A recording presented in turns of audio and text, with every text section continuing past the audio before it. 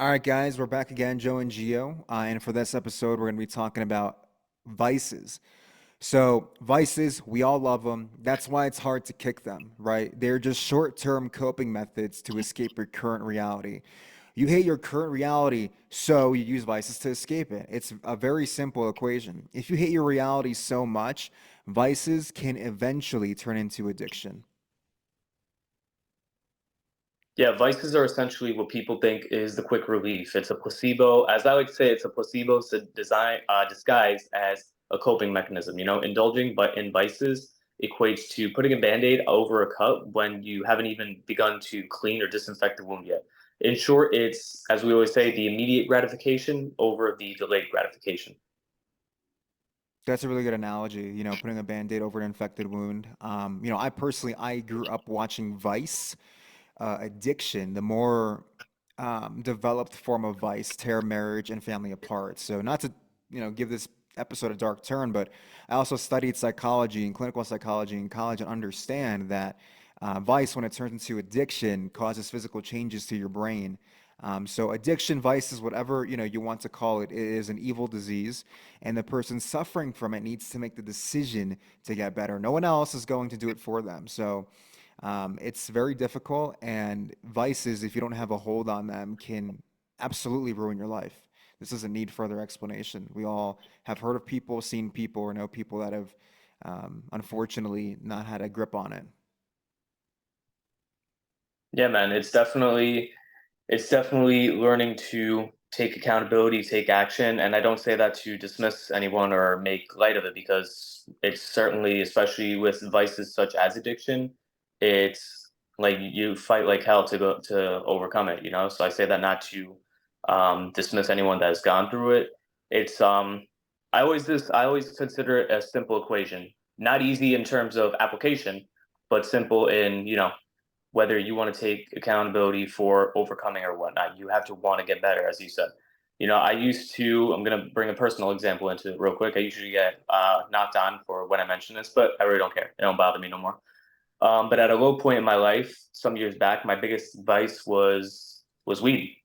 And now I won't say I was addicted because I wasn't, but I did have a problem. I remember that it's all I would look forward to doing. I would look forward to going home early from work, detaching myself from reality, and going to Jupiter, as I like to say. That was me chasing a life of pleasure over purpose. The main reason I indulged in this vice was because I thought it was a band-aid for my depression at the time. I used it as an escape from the challenges that I didn't want to face. I chose getting high over going out and socializing and making an effort to make friends and build my social skills. I chose to get high over boxing and improving my physique. I chose to smoke and listen to my sad music and play victim, and question, why don't I have friends? Why am I so alone? Why am I in a constant low frequency state? Instead of facing the music and doing the things that will get me to where I want to be. So to bring it full circle and not to make it too personal, but just to wrap it up, I at the time that I was at this low point, I indulged in my vice to do the easy thing, to play victim and to try and run away from the unavoidable, to try and run away from my problems instead of rising above them and becoming the hero of my own story. I chose a life of pleasure over purpose. I chose the easy thing over the hard thing. Yeah, man, and you said it perfectly. You chose the easy thing over the hard thing. When you engage in your vices, when you reason with them and give in to them, you're just escaping your current reality because your current reality sucks so much. You want and you love your vice because it's better than your current reality. So, in order for us to, apply teachings from, vices to real world application, to not, engage in vices, you need to want to be better. You need to want to hate your vice because it's easy to love your vice. It's easy to love something that makes the pain go away, that makes you feel better about your shit life. Whoever, is engaging in any vice, not me specifically or you specifically, but anyone. When people engage in vices, it's because they want to feel better about their horrible fucking life and their reality. They want to escape. They don't want to be anywhere but in their little world that is not based in reality, which is being high, being drunk, being whatever it is, being under the influence of whatever drugs or doing whatever it is that doesn't contribute to your self development or personal growth. A common thing among addicts is feeling repulsion, feeling disgust and embarrassment when reflecting on their past behavior. if you love your vices and addictions more than the things you could be potentially be doing with your time and more than the people you're potentially hurting, good luck figuring it out. You get zero empathy or sympathy from me. No one will come to save you from your stupid fucking decisions unless you take accountability for them and make the decision to change. It's all action, man. We always discuss this, actions over words, but it's all action. Everything you want in this life is on the other side of discomfort and your pain and you taking action for your life. We never said it's easy because it's not, but the equation itself is simple. Nobody's going to save you but from yourself. Excuse me. Nobody's going to save you but yourself. Nobody's gonna feel bad if you save you if they see that you're not taking any initiative No to do one, so no for one is yourself. gonna, no one gives a fuck, bro. That's the reality of it. I don't give a fuck when someone tells me, yeah, man, I feel, I have buddies, to this day that are like, yeah, man, I'm kind of depressed by just like smoking weed and like being a loser fuck. And it's like, I don't care. Like, figure it out, buddy. When reason comes knocking at the door and bonks you on the top of the head, maybe you'll figure it out. But like, I'm not the person to coddle someone like that or be like, oh, it's okay. Like, it's okay to take a indefinite break from life and smoke weed, from the age of like 13 to like 27. It's like, that's okay. Like, I'm not the guy that's gonna coddle someone and give them empathy, man. I have friends to this day that are like that, man. That are older than me, that in their 30s, that drink and do the same thing except with drinking. When there's not to be smoking weed, So they get zero empathy from me, man. I don't give a fuck about their feelings. They need a kick in the ass. They don't need a hug and someone to understand them. For sure. I mean, listen, I was one of them. I can openly say this. I'll say it to the camera, to yourself, and to everybody listening. I was one of those people where I was at my low point, and I used my vice of choice as what I thought was a coping mechanism instead of taking action and doing the things necessary to be where I wanted to be in life. To help me overcome those obstacles. So, in addition, just to wrap it up, essentially, it has to be noted that anything can be a detriment to your personal development. Just because weed is weed does not mean that it can't derail you from where you want to be and where who you want to become. I know it hasn't killed anyone, but I can say from experience and from knowing enough people, it has destroyed people. Now that I haven't used it in a year and a half now, people are always like, Gio, when you smoke again, you're in a better headspace. In a better headspace. It's just weed. What's wrong with it? And I just reply, well, really, man, what's right with it?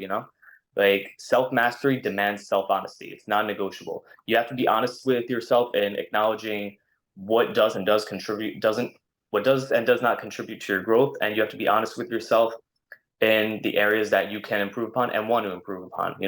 If something doesn't contribute to you being in a better position in life or where you want to be, it shouldn't you be deserving of a second of your time or energy.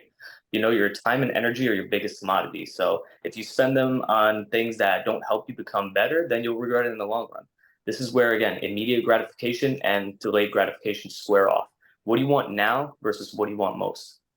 I love that, man. There is no negotiating, with desire. There is no negotiating with vices. There is no negotiating with that. Like you said, people ask you, why don't you smoke a little bit of weed here and there, and they say, what's wrong with it? And you're like, what's right with it, dude? That's so true.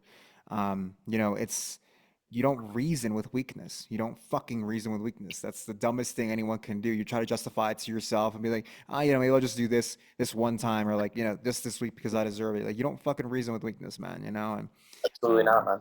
yeah, of course, man, but um Absolutely not. You have to be able to look it in the face and say, "No, I'm good." I remember even this could go for anybody, especially addictions and any vice in general. Like you have to look at that weakness in the face and just say, "Nah, fuck you, I'm good." yeah. Yeah, exactly. You gotta hold the line, man. You gotta hold the line no matter what. You are your last line of defense against yourself. And that's the most important thing that you have to remember. When you feel like you have to negotiate and you're put in a position of negotiation with weakness and your lesser self that wants to engage in these things. But um, guys, make sure like, subscribe, follow us on Instagram, leave a comment, support the podcast. We are now on Spotify and Apple Music. We appreciate your support so far. A lot of people, in our lives, friends, families, they're supporting the podcast. They're engaging with us, and it means a lot to us. So, that's pretty much it. I don't know if there's anything else I missed, Gio. Nah, you're good, man. We appreciate all the support and love and all the kind words and the flowers. And the journey's always up. The journey is always up. The trajectory is always up. We're on this journey together, and we're just going to continue to get better together. It's not the sprint. It's not a sprint. It's a marathon. It's not a marathon. A sprint. It's just the journey over the destination. I'm butchering it, so I'm just gonna let you guys enjoy your day, man. But keep All going. right, guys. You guys have a great day, and we'll catch you in the next episode. Till next time.